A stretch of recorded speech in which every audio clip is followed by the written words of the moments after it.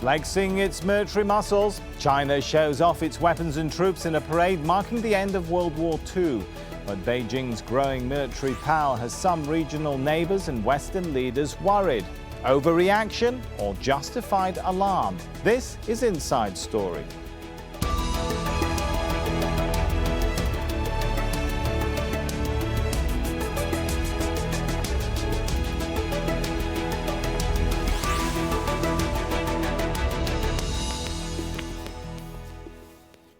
Hello and welcome to the show. I'm Sami Zaidan. Well, China pulled out all the stops to display its military might during a parade marking the end of the Second World War. President Xi Jinping said the commemoration was about remembering the sacrifices China made during the conflict. He also reaffirmed his country's commitment to peace.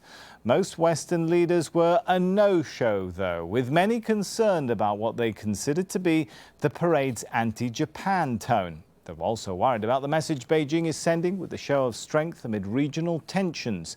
We'll be speaking to our guests in just a moment, but first, this report from Sohail Rahman in Beijing. A nation's pride and military might on display in Tiananmen Square, and a historic opportunity for the Chinese to remember the many millions who died during World War II fighting Japanese aggression. Tiananmen Square hasn't seen this sort of parade since 2009. It's only the fourth since 1960. 12,000 military personnel, past and present, representing all the Chinese armed services, marched to precision timing. More than 80% of the military hardware on show was unveiled for the first time. Tanks, armoured vehicles, drones, artillery and dozens of aircraft entertained large crowds. A huge security operation surrounds the event, happening just a few kilometres down the road, and not everybody wants to watch the parade from home. So many people have come to vantage points like this to see the parade, not necessarily passing them on the road, but up in the sky. I have watched past several parades on TV. I feel like this is the most spectacular one. It is the biggest in terms of the size. This is a historical moment for China.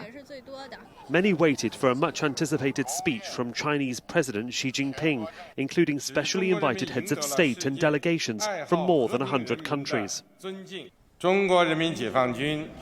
People's Liberation Army of China is the People's Army. Its duty is to protect the nation's security and people's well-being and carry out the noble mission of upholding world peace. Here, I announce that China will cut the number of its troops by 300,000.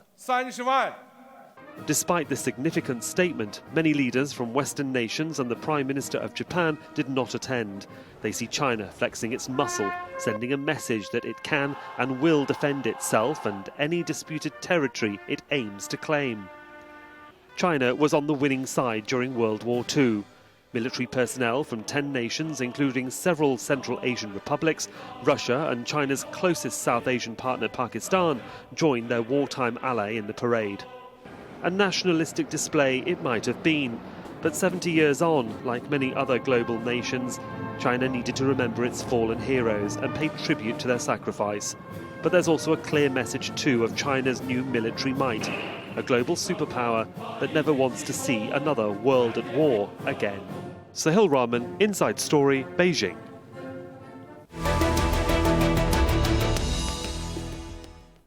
Well, for more on this, let's join our guest now from Beijing. We have Xiaoyang Tang, Associate Professor at Tsinghua University. Xiaoyang is also a resident scholar at the Carnegie Tsinghua Center for Global Policy. From Tokyo, Yoshiki Mine, Research Director at the Cannon Institute for Global Studies and former Director General at the Japanese Ministry of Defense. And in Washington, D.C., we have Bonnie Glaser, Consultant to the U.S. Government on East Asia and Senior Associate at the Center for Strategic and International Studies Pacific Forum. Welcome to you all. If I could start with Bonnie. China displayed ballistic missiles, advanced fighter jets, even drones. You don't bring guns that big to a party unless you're trying to send a message to the living as well as just mark an event in the past, do you? Well, I think that the message was primarily to the Chinese people.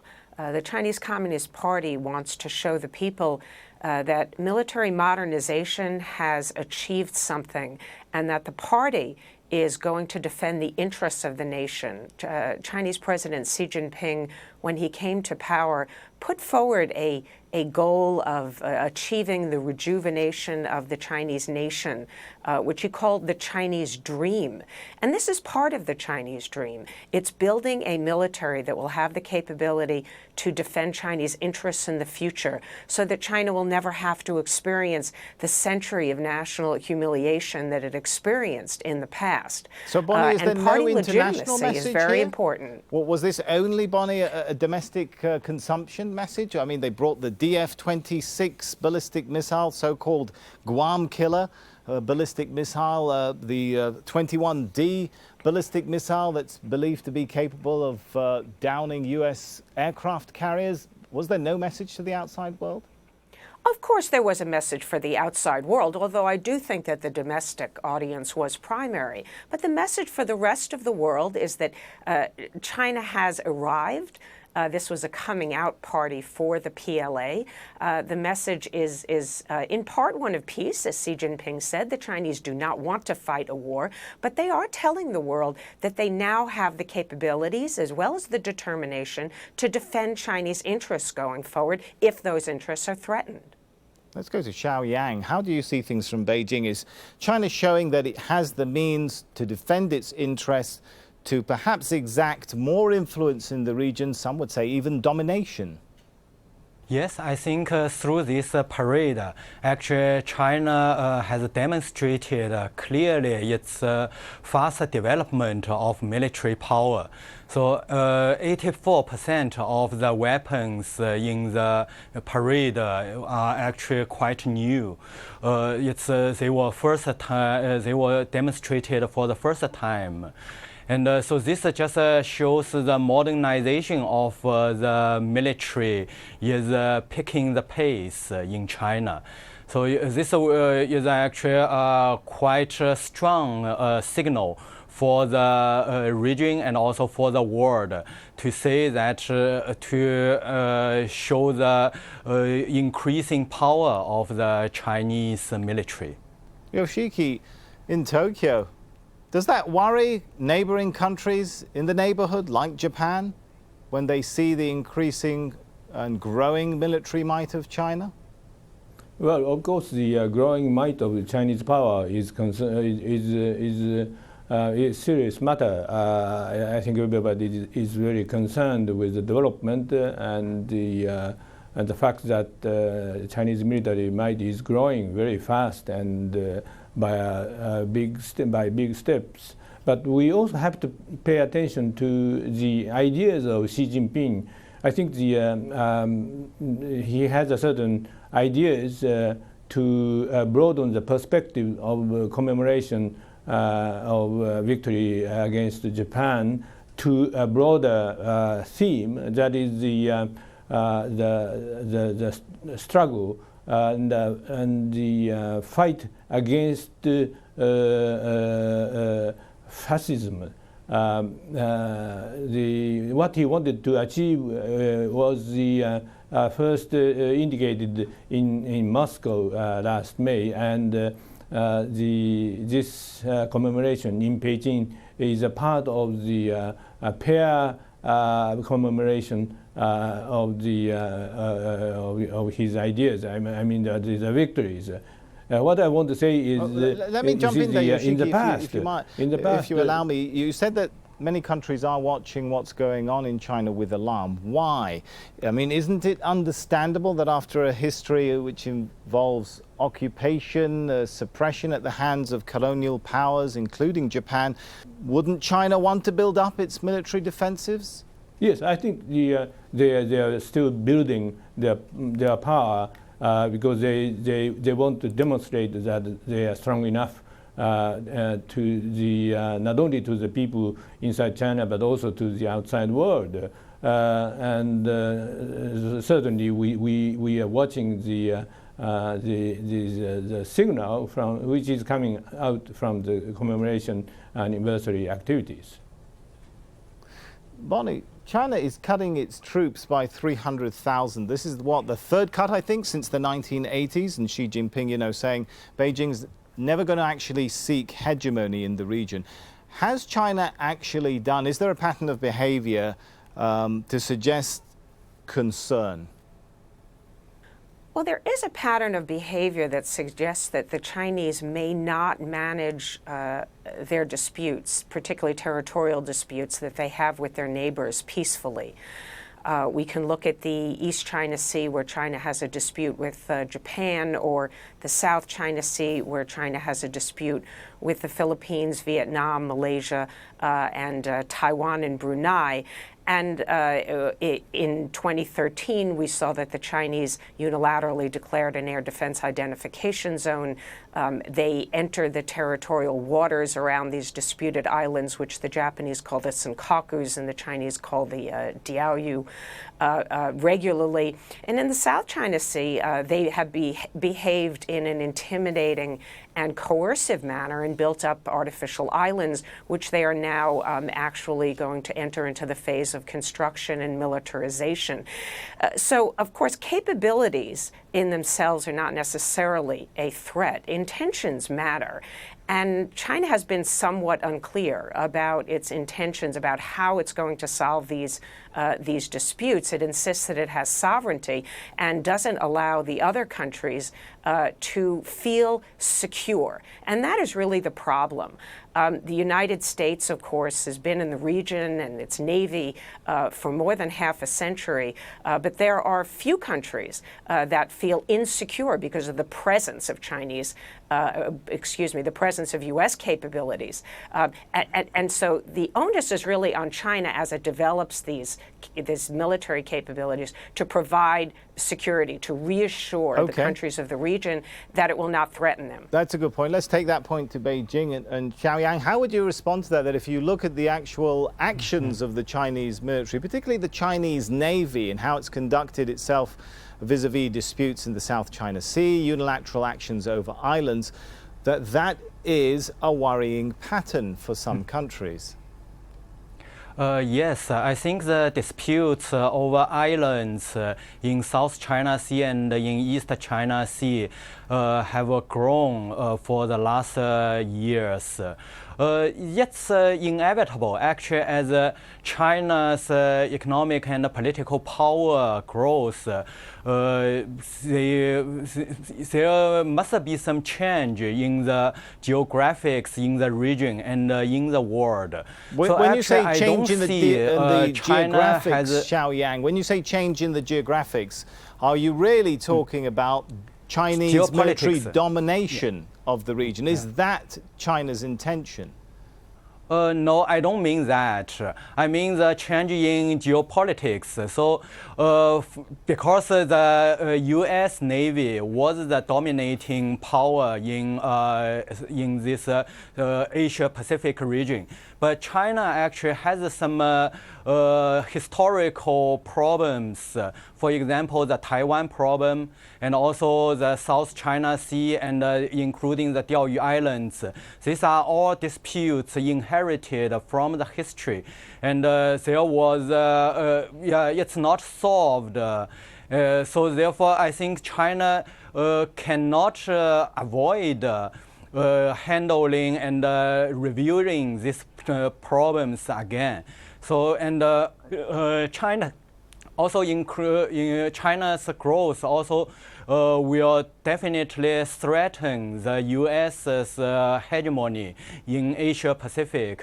Therefore, then some countries, actually China do not have problems with all of its neighbors.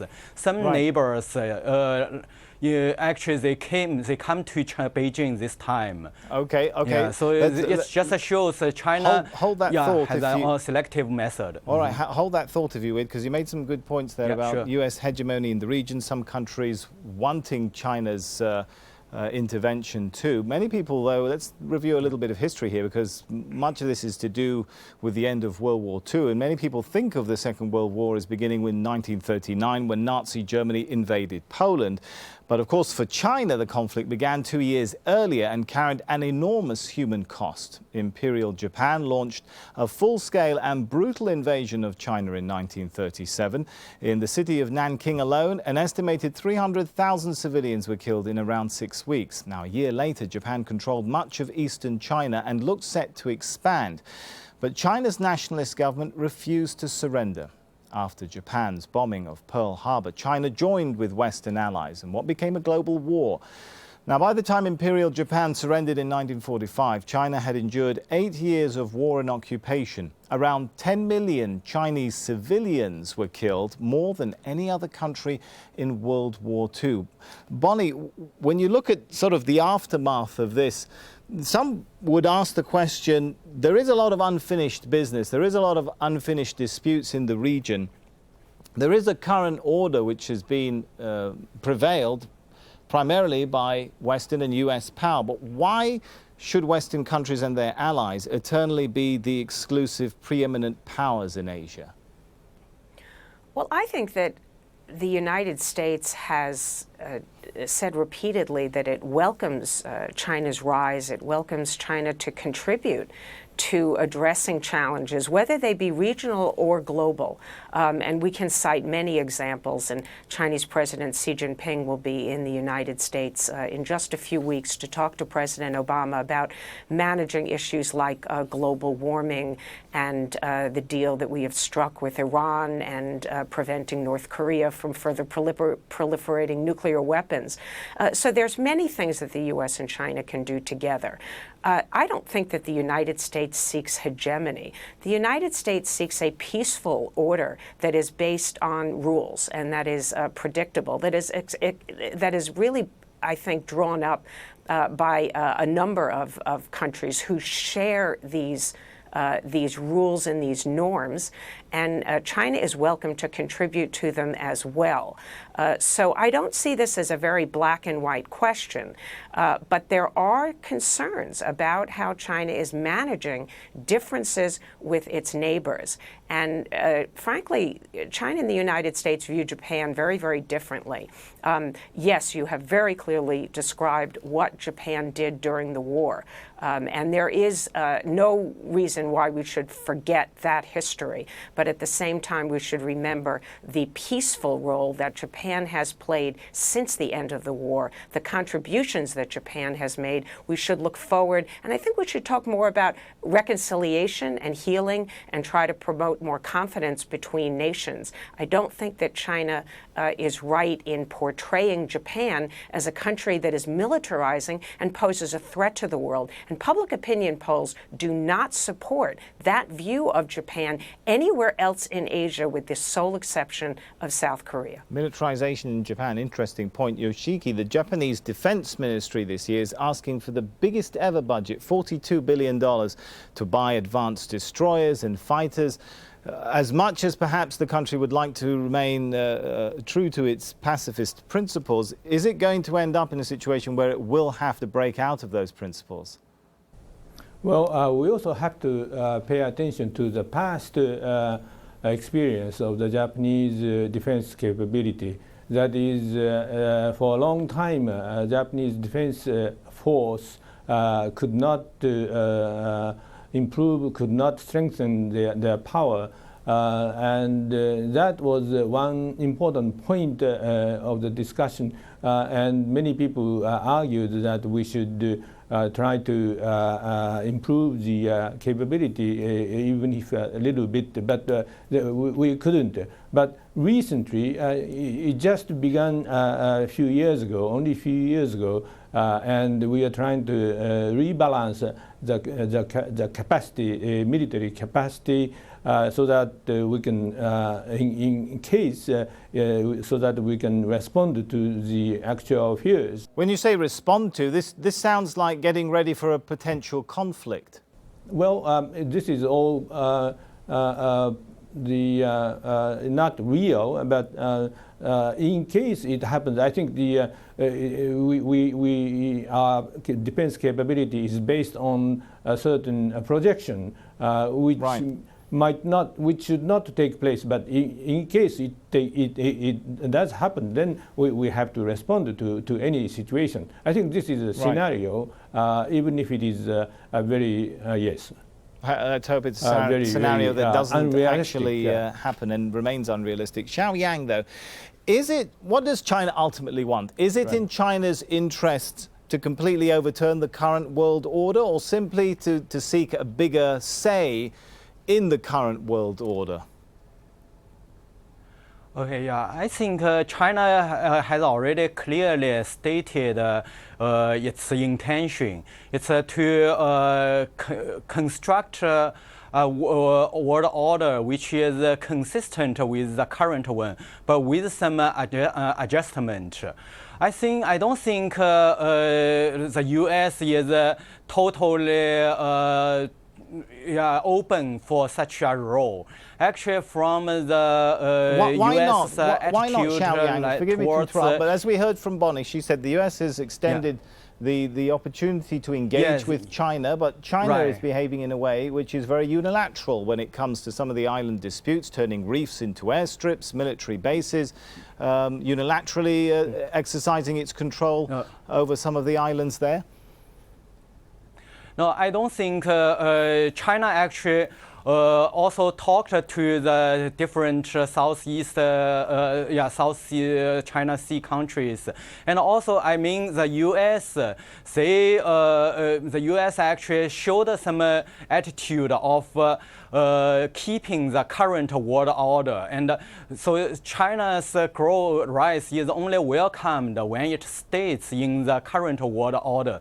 For example, the establishment of AIIB or the increasing vote in IMF. This was the U.S. actually showed some attitudes of not welcoming such change. But these are actually substantial changes which China wants, because this will give China really voice to speak in the current global system. The same is we've for got a couple of minutes left. China Forgive me, Xiao Yang, but I want to give Bonnie an opportunity. How do you respond to some of those suggestions there that basically the US and other Western powers are basically still grappling with the idea of how far do you go in welcoming the rise of China, or do you still try to count on containing China, count on the ideas of China crumbling internally? Well, I have to take issue with your premise. The United States would certainly not benefit from China crumbling. The United States doesn't have a policy of containing China. That's simply not in accordance with the facts. The United States has welcomed China's rise in many ways. The U.S. worked very hard to get China into the World Trade Organization, and that's just one example. There is no country that has benefited more from the current international system in the last 20 years than China has. Yes, the United States has some concerns about how China wants to modify prevailing mechanisms in the international system. President Xi Jinping gave a speech in 2014 in which he said China basically wants to create a new regional architecture that would be by Asians and for Asians, would not include the United States. Even if we set aside what the United States thinks about that, I can tell you that the vast majority of countries in the Asia-Pacific region really disagree with that. Now, the point that Xiao Yang made about the IMF, we have to distinguish between the executive branch in the United States and the U.S. Congress. The executive branch, President Obama has said that we should expand the voting shares for China. They should be rebalanced. And the U.S. Congress has not passed it. So clearly there's a difference between I don't think that the United States and the executive branch. Certainly is. That's the point you're making. Unfortunately, we are out of time, though. We'll have to leave it there for now and thank our guests, Xiaoyang Tang, Yoshiki Mine, and Bonnie Glaser. And thank you for watching. You can contact us by going to our program page on our website, aljazeera.com, or post a comment on facebook.com/AJ Inside Story. You can also send us a tweet if you like at AJ Inside Story. From me, Sami Zaidan, and the whole team for now, it's goodbye.